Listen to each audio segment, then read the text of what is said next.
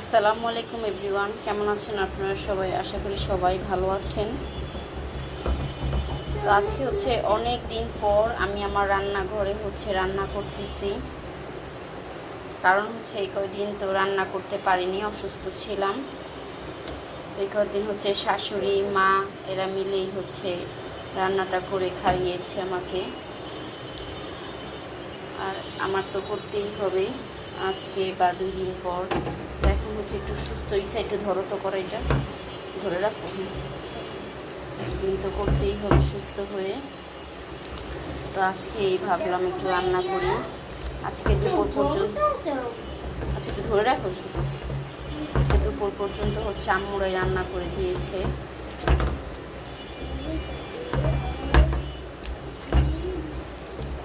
কালকে আবার শাশুড়ি রান্না করে পাঠাবে বললো আজকে ফোন দিয়ে। তো কালকে পর্যন্ত আর কি এটা খাবো।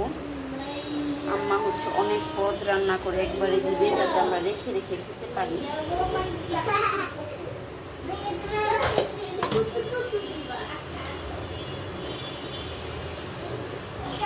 আর এখানে আমি মাখিয়ে তরকারিটা বসাচ্ছি। বসাতে গেলে দেখা গেছে অনেক সময় লাগবে আমার। একদম বেগুন দিয়ে মাছ দিয়ে, এটা আজকে বেলে মাছ রান্না করতেছি। মাছটা একটু বড় ছিল, এই কারণে পিস দিয়ে নিয়েছি, না হয় ভেঙে যাবে। আর এই তো এখানে আর বেশি মাখাবো না, কেন মাখানো যাচ্ছে না, অনেক তরকারি। পানি দিয়ে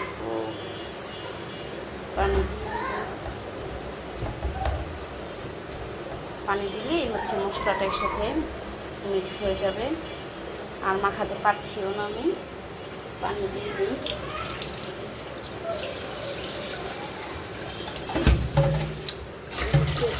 ভাতের মশলাটা ধুয়ে দিয়ে দিলাম।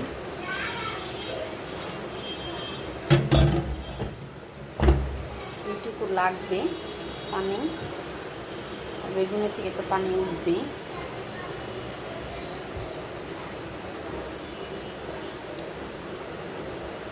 রান্নাবান্নাটা অনেক বিশাল একটা কাজ আমি মনে করি। এটা যদি একটু কেউ কাউকে করে দেয়, কি যে ভালো লাগে। এই কদিন তো আরামসে আমি শুয়ে বসে খেয়েছি।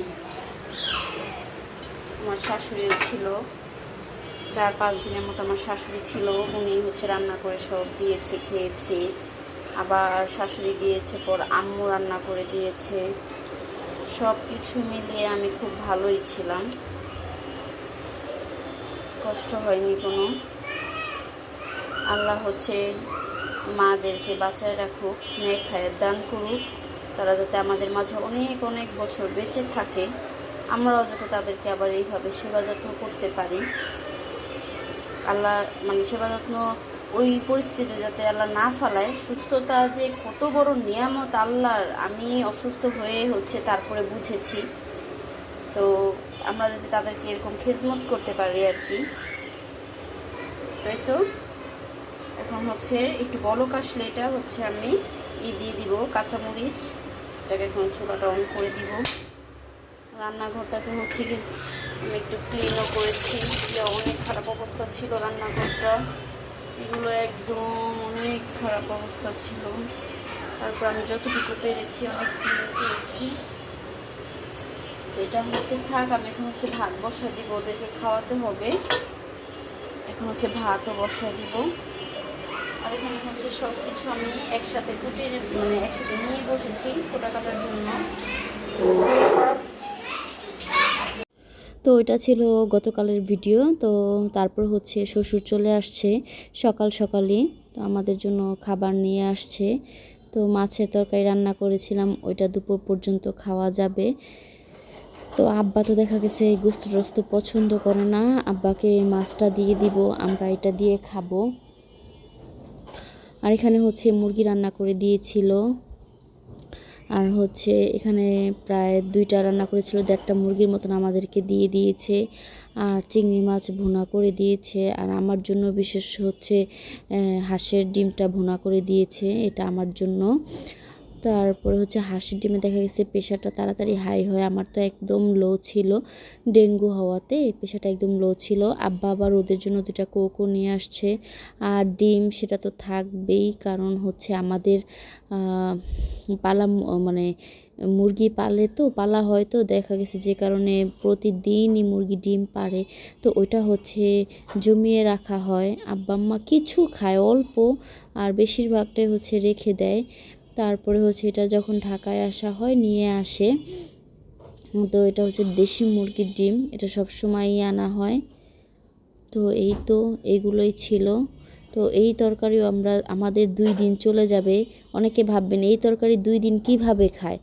হ্যাঁ, আমাদের 2 দিন হয়ে যাবে এই তরকারি। তারপরে হচ্ছে গাছে একটা চাল কুমড়াও হয়েছিল, সেইটাও নিয়ে আসছে, কারণ চাল কুমড়া আমার অনেক বেশি পছন্দ, ভাজি বা ইলিশ মাছ দিয়ে আমি অনেক পছন্দ করি। আর এখন হচ্ছে দুধগুলোকে আমি বাটিতে রাখবো। সবসময় হচ্ছে আমি জাল করে রাখি দুধটা, এভাবে রাখাটা আমার পছন্দ না, কিন্তু এখন দেখা গেছে আমি পারতেছি না, আমার শরীর এখনও অনেক খারাপ, দেখা গেছে এই কারণে আমি এইভাবেই রেখে দিচ্ছি। আর আম্মাও বলেছে তোমার জাল দেওয়ার দরকার নেই, এইভাবেই রেখে দিও, নাড়াচাড়া দিও না।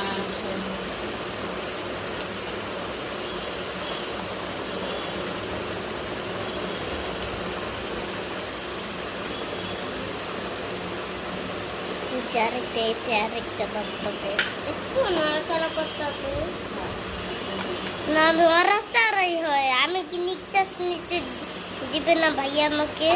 দিব।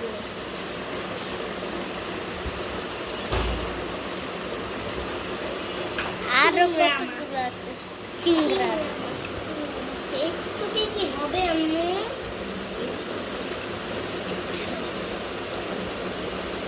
আজকে তুই দুধ পড়ার মতো দুধ 6টা তো লাগবে। 2 3 4 5 কি করতে 5টা এটা। হ্যাঁ আমিও গুনতি, আমি মনে করছিলাম কি 6টা, যে 6 মতন দিতে। আজকে দুটো ধুয়ে যাব না আম্মু, এখন ভিডিও অন করব বন্ধ করব? ওকে।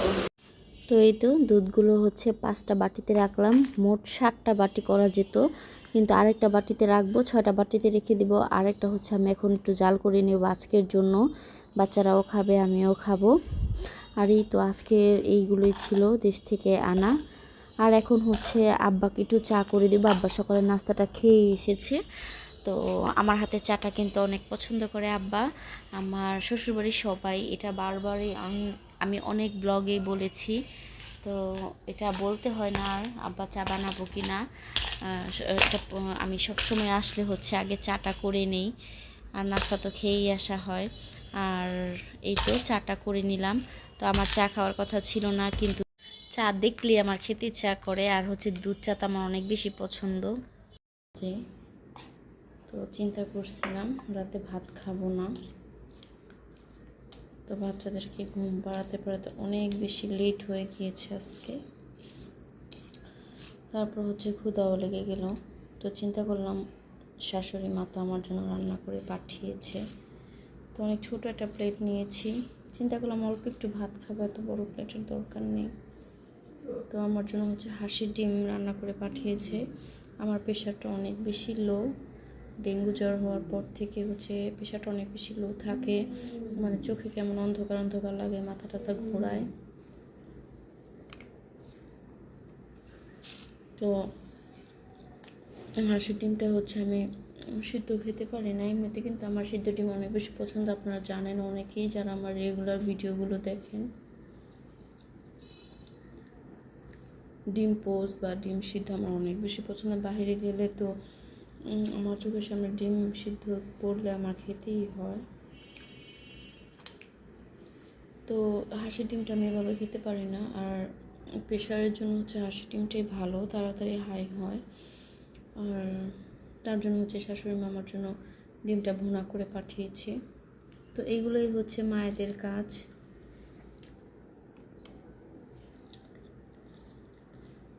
আমরা অনেক জায়গায় শুনি শাশুড়ি ভালো না, শাশুড়ি খেতে দেয় না, শাশুড়ি খারাপ, শাশুড়ি এটা হিসাব করে সেটা হিসাব যে কিন্তু অনেক জায়গায় শুনেছি, কিন্তু আমার শাশুড়ির ক্ষেত্রে পুরোই অন্যরকম, পুরোটাই ভিন্ন।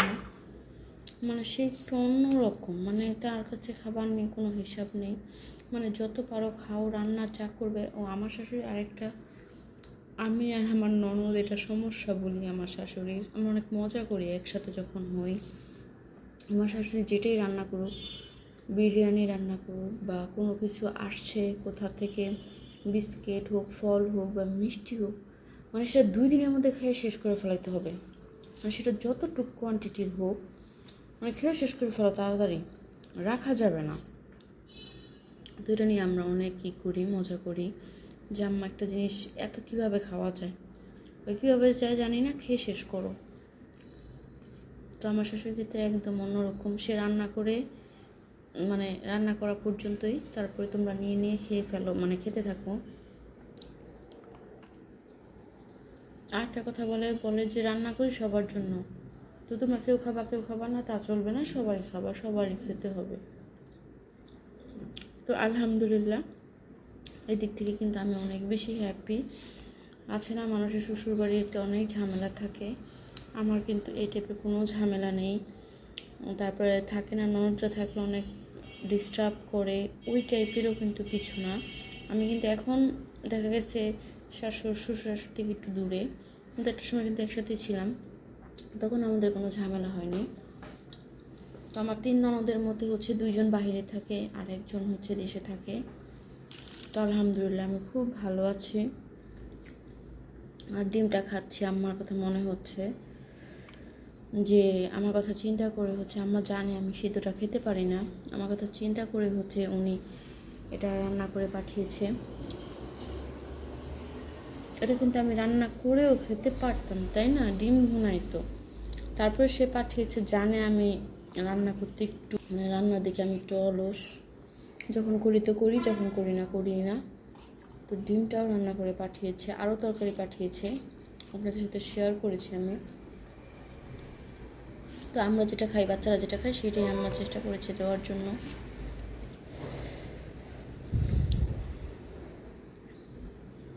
তো আমার ভিডিওটা যদি আপনাদের কাছে ভালো লাগে, অবশ্যই লাইক কমেন্ট শেয়ার করে হচ্ছে চ্যানেলটা সাবস্ক্রাইব করবেন এরকম নতুন নতুন ভিডিও পাওয়ার জন্য।